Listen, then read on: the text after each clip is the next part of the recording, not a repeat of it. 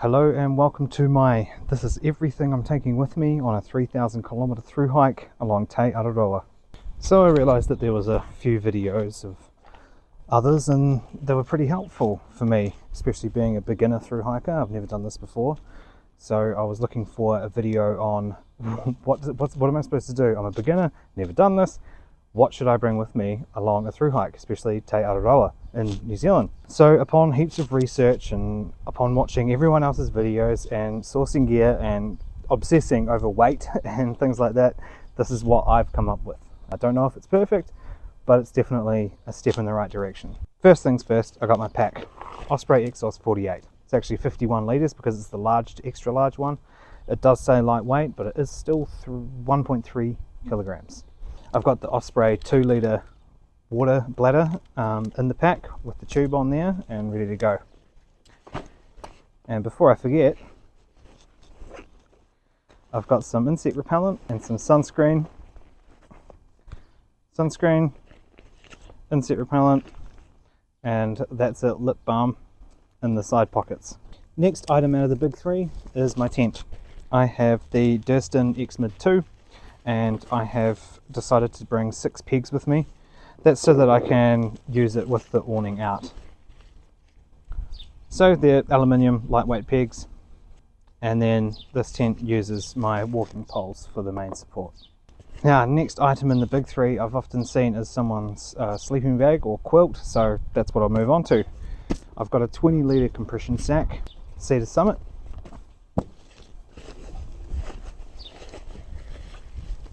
In the sack I've got my sleeping system. I haven't been squishing it down that much because I've got a down quilt in here and I really don't want to ruin it.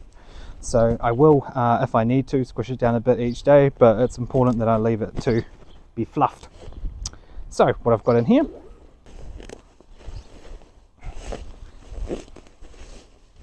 here is a Kiwi ultralight 5 degrees down quilt. I run pretty warm, 5 degrees will be plenty for me. Paired with a Rab Ultrasphere 4.5 sleeping mat. This is a really heavy item for some reason. I thought this was an ultralight item, but it weighs like 560 grams. The quilt weighs about the same, 560 grams. Pillow, 90 grams, Stratosphere, must do, I'm a side sleeper. And then I've got the Kiwi ultralight sleeping mat sheet. It's a fitted sheet. That's just to keep the dirt off. Alright, up next is my cooking system. I've decided to go with cooking rather than cold. I don't know, there's something about warm food. It makes me happy. So sometimes it's about that, right?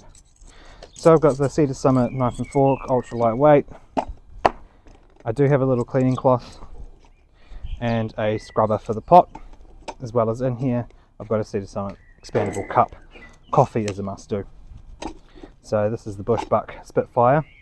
Now, all up this cooking kit, I'm pretty sure it weighs close to 700 grams, so it's not a lightweight cooker, but considering I have my whole cooking system under 700 grams, I'm pretty happy with that, or around 700 grams. Alright, up next I have an ever new kneeling pad, weighs about 30 grams. I thought for the comfort of it, I might as well. Fits in the side of my pack real well. For water, I've got a platypus, don't know what it's called, and you just fill up the bag with dirty and then pour. I'm going to pour straight into a reusable pump bottle or something like that. Up next, I have some of my first aid kit, I guess. Don't need that. But I've got blister wool, first aid gel, that's it, and anti-chafing gel, super important for me. Now some of my more luxury items are earplugs, just in case I get stuck in huts, and I have bad skin, so this will come up a couple times in this video, but I've got hydrocortisone with me, and then part of my blister protection is leukotape. Got that all in here for now. It is a little bit weighty, but it's worth having. Next up is one of my other specialty things. It's a lightweight ankle brace. I ripped 2 ligaments in my left foot about 3 months ago, so I'm bringing this just in case I reactivate the injury at all. Now, to go along with some of those luxury items, I guess, is my toiletries. So I do have a little bit of spray for when I'm at towns and staying at Trail Angels houses or getting in cars or things like that, and some moisturizing lotion. Now I need that again for the dry skin. And then I've got a towel. So this towel was an extra large microfiber cloth or towel that I got from Mountain Warehouse. I've cut it in half because it was really heavy. It doesn't quite fit me now, so I don't know if that's going to be a pain while I'm on the trail or not. Then I've got a super lightweight toothpaste, toothbrush, and a small container of toothpaste, as well as the Cedar Summit shampoo and conditioner and body wash.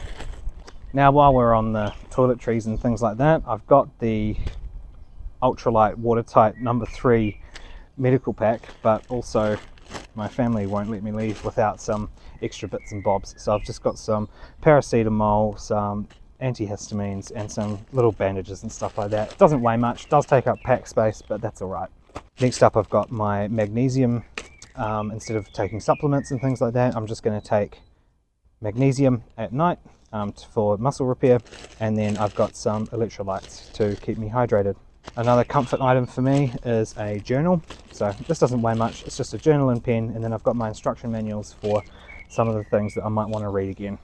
Obviously I've got my ablutions system, so I've got an ultra lightweight aluminium trowel and just some paper there. Now I'll skip the rest of the food and move on to the rest of the kit. So for rain, I've got the Osprey large pack cover. I've got a pair of men's Packer breathable pants from Mountain Warehouse, and I also got a rain jacket from Mountain Warehouse.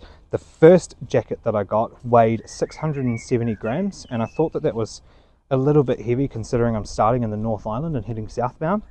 If I do need to change and get a heavier one, I will. This one here weighs about 350 to 400 grams, so it's still a little bit heavy.